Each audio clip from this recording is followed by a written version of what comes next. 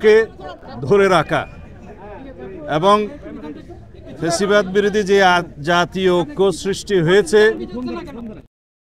August গণ অভ্যুত্থানের মধ্য দিয়ে সেই জাতীয় ঐক্যকে গণ ঐক্যে রূপান্তরিত করে সেটাকে রাজনৈতিকভাবে আমরা যাতে সাংস্কৃতিক চর্চা করতে পারি, রাজনৈতিক সংস্কৃতির মধ্যে নিয়ে আসতে পারি এবং সেই ঐক্যকে ধরে রেখে জাতিকে এগিয়ে নিয়ে যেতে পারি, সেটাই আমাদের এখনকার জন্য সবচেয়ে বড় চ্যালেঞ্জ। আমাদের সেই প্রচেষ্টার কারণে আমরা এই সকল রাজনৈতিক দল যারা ফ্যাসিবাদ বিরোধী আন্দোলন সংগ্রামে জড়িত ছিল এবং আমাদের সাথে ছিল তাদের সবাইকে নিয়ে একটি অন্তর্ভুক্তিমূলক রাজনৈতিক যে কোনো বক্তব্য আমরা দিতে চাই।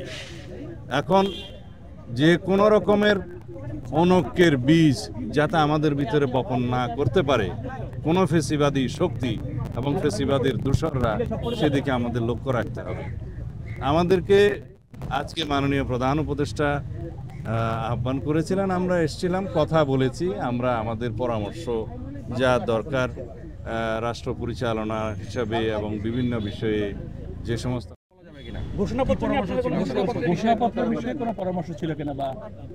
জুলাই গণ অভ্যুত্থান সম্পর্কিত ঘোষণাপত্র নিয়ে কিছু আলোচনা হয়েছে। সব রাজনৈতিক দলের নেতারা তাদের বিভিন্ন পরামর্শমূলক বক্তব্য প্রদান করেছেন। তা আমরা প্রশ্ন করেছি যে জুলাই গণ অভ্যুত্থানের ঘোষণাপত্রের আসলে এই 5.5 মাস পরে কোনো প্রয়োজন ছিল কিনা,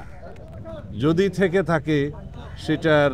রাজনৈতিক গুরুত্ব, ঐতিহাসিক গুরুত্ব এবং আইনি গুরুত্ব কি করে ফ্যাসিবাদ বিরোধী যে ঐক্য সৃষ্টি হয়েছে সেখানে কোনো ফাটল আমাদের লক্ষ্য রাখতে হবে। যদি কোনো রাজনৈতিক দলিল ঐতিহাসিক দলিলে পরিণত হয় সেই দলিলটাকে অবশ্যই আমরা সম্মান করি, কিন্তু সেটা প্রণয়ন করতে যেয়ে যাতে সব সংশ্লিষ্ট সকলকে অন্তর্ভুক্ত করা হয়, তাদের পরামর্শ নেওয়া হয়, আলোচনা করা হয়, পরামর্শ দিয়েছি এবং সেই বিষয়ে আমি মাননীয় প্রধান উপদেষ্টা এবং এই অন্তর্বর্তীকালীন সংশ্লিষ্ট সকল উপদেষ্টাকে অনুরোধ করেছি সেই বিষয়ে যেন আপনারা নজর রাখেন এবং সেই হিসাবে পদক্ষেপ নেন, যাতে জাতীয় ঐক্যের মধ্যে কোনো রকমের ফাটল সৃষ্টি না হয়, আমাদের মধ্যে যাতে কোনো রকমের বিভ্রান্ত সৃষ্টি না হয়, সেইগুলো আলাপ হয়েছে। নির্বাচন